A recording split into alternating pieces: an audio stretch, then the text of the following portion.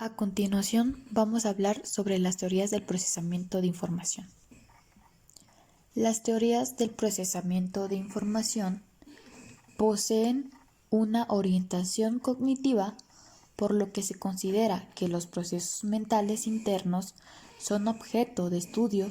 Desde esta perspectiva, el ser humano es concebido como un sujeto activo en su aprendizaje, lo que implica una superación de los supuestos conductistas que habían regido hasta entonces.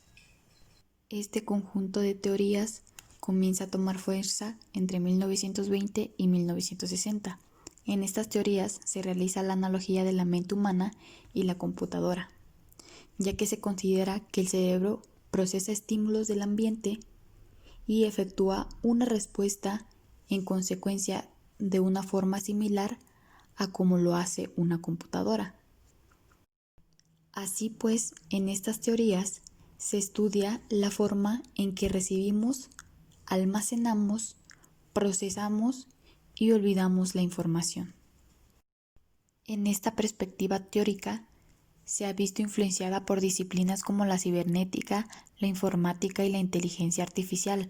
Ahora bien, si ya se mencionó cómo el cerebro humano procesa información, como lo hace la computadora, cómo es que la recepción de esta información se genera a través de los estímulos que son percibidos, los cuales son 5: el oído, la vista, el tacto y el olfato. Estos sentidos llevan la información a las diferentes áreas sensoriales y posterior a las áreas cerebrales. Para comprender cómo es que se describe el procesamiento de información, ponemos un ejemplo de una persona que experimenta un asalto. A través de nuestros sentidos percibimos la situación, el olor del sitio en el que estábamos, el color de la ropa del asaltante o de la gente alrededor y los sonidos circulantes. Posteriormente, para que esta información pase a ser procesada, se necesita de la atención, la cual permitirá a registrar y retener por breves instantes los estímulos que nos llegan a los sentidos, y la atención además se puede dividir en 3: dividida, sostenida y selectiva.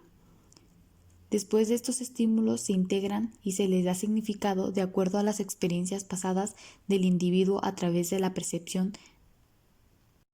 Esta información posteriormente pasará a la memoria de trabajo, la cual puede retener de 5 a 7 estímulos o recuerdos, como lo hemos mencionado anteriormente, por un periodo de corto tiempo, por lo que se satura de diversos estímulos. Será más probable que estos no puedan ser codificados y posteriormente recordados. A continuación, la información se codificará, se ordenará y se discriminará, la cual se llevará a la memoria a largo plazo, la cual está compuesta por nodos a los cuales se deben y se están anclando a la nueva información, formando así redes cada vez más complejas, y como podemos ver entonces favorece a la información que se encuentra en la memoria a corto plazo y después pueda pasar a largo plazo. Mediante ciertas acciones como la repetición, la elaboración y la organización podemos lograrlo. En el ejemplo de la señora siendo asaltada, la constante educación del asalto puede hacer de este un recuerdo almacenado en la memoria a largo plazo, y todos estos pasos, como ya fue mencionado, conforman el procesamiento de información y otros tipos de memoria que podemos mencionar. La memoria semántica se refiere al almacenamiento de categorías y sus conceptos. Por ejemplo, el concepto de jirafa va a la categoría de animales y el concepto de justicia pertenece a la categoría de valores. La procedimental hace referencia a saber cómo se lleva a cabo ciertas acciones. Por ejemplo, sería como andar en bicicleta o manejar un auto.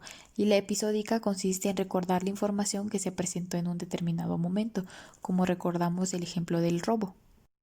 Recordar dónde, cuándo y cómo sucedió. Por último, hablemos de las implicaciones en la educación que tiene las teorías del procesamiento de información.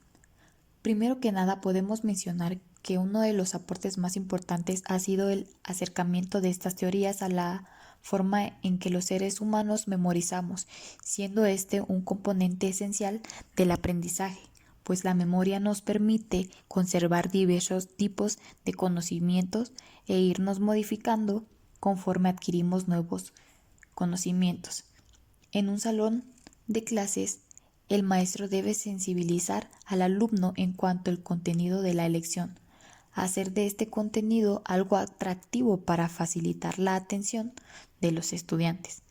Pues como hemos visto, la atención es un requisito indispensable para lograr el procesamiento de información y posteriormente el aprendizaje a sí mismo.